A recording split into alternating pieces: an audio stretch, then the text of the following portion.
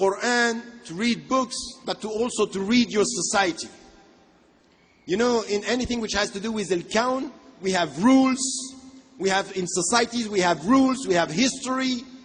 Read your society, read books about what is happening in your society, the collective psychology, what the people are feeling. Because what you said, I agree with part of what you said, but there is something which for me it's important.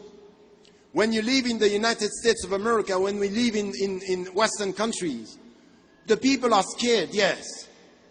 And it's normal to be scared. This is even in the Quran. When the people think that you are changing the past, they're changing the rules, they are scared. And if, add to this, they don't know you, it's scary. You have to have two attitudes. To respect the fears of the people while you resist its instrumentalization by politicians and intellectuals. So you make your mind. You will find me if you try to use fears to change the whole discussion. But I'm going to respect my fellow citizens. They have questions. They have anxieties. I'm going to listen. I'm going to respond. I'm going to be open. I am here to respond. I am here to listen. Respecting the fears of our fellow citizens and resisting its political instrumentalization. And this is something which is important. You know, I was banned from this country. You don't know how many Americans came to me to say, I apologize. This is not my country. And I told them, you know, to be banned from the United States of America under the Bush administration is an honor. One day it will be over. It is. So the point here is really to come with this, is to be able to work with people who are sharing values. And we have people in this country, but you know, you should know them. You should listen to them, and you should respond to their fears with arguments and understanding at their level of understanding. So this is what you have to do, and thank you. I will try my best very quickly. So here, something which should be done. So this is also with your society. Very quickly, a few points just as my conclusion. It's going to be a conclusion. So, something that I wanted to say. Open your mind. You are students, you are Muslims in this society. I keep on repeating this. That if we want to provide this society with something, we have to open our minds within the communities. We have Sunni, we have Shi'i, we have Reformist, we have Literalist, we have Sufi, we have Rationalist, we have people not knowing who they are. We should accept this diversity as our destiny.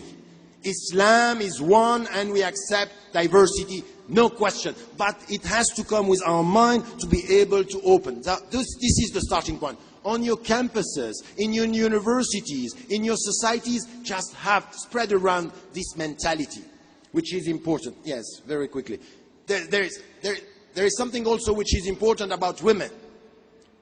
There is something which is important, which is a challenge within our community. I keep on repeating that we have to tackle the issue. I agree with what you are saying, but I also have to say that within the Muslim communities, there is something which is wrong in the way we deal with this issue. Some people are using Islam now to promote discriminations in the name of cultural reading and reductive reading and interpretation. We have to be critical on this, and it's important. And then something also which is important is be more specialized in what you have to do. And abide by something that I am saying. I'm talking about this in the last book, What I Believe. You should, Muslims, go by the 7 C's. The first one is confidence. Be confident. This is your religion. It's coming from Allah. Put your trust on Him and just be confident. Confident means do not react. وَإِذَا خَاطَبَهُمُ الْجَاهِلُونَ قَالُوا سَلَامًا. My confidence is not my aggressivity. My confidence is my calm, my tranquility, my well-being.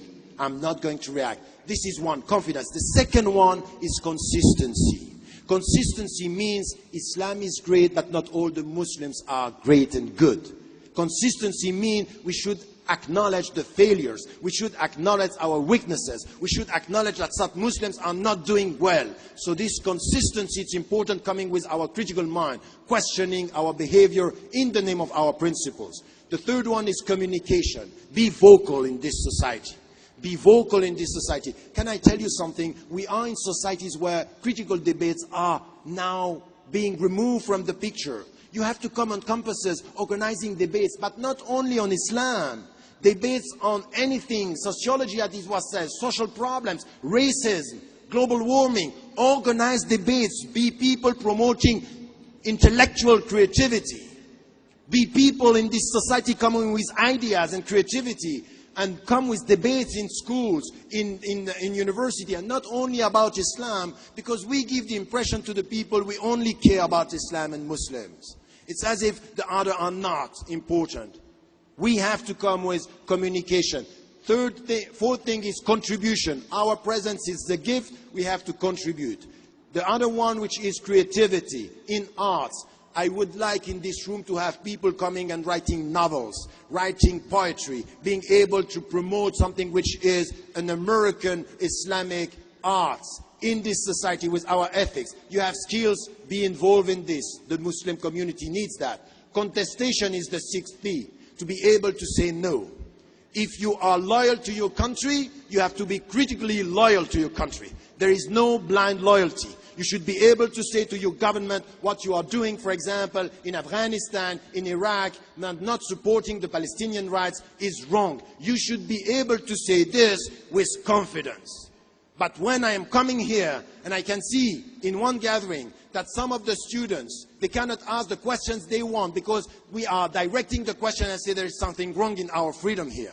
When I see that sometimes we are directing the political thinking because we want something to be said and something else not to be said, I say, I am sorry, I'm not going to accept this. I will never, I can tell you that here, I will never accept to come to the States if the price to pay is that I have to be quiet on the Palestinian issue. I prefer never to come here than to be quiet on this. Because this is just, no, think about it.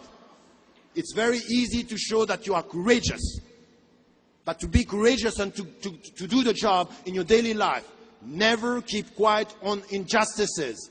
Against the Muslims, but also against the Tibetans, against the African people in Congo, where people are being killed. And the last point is the very essence of our discussion here, compassion.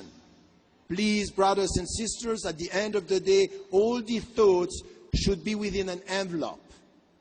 Forgive, and be compassionate.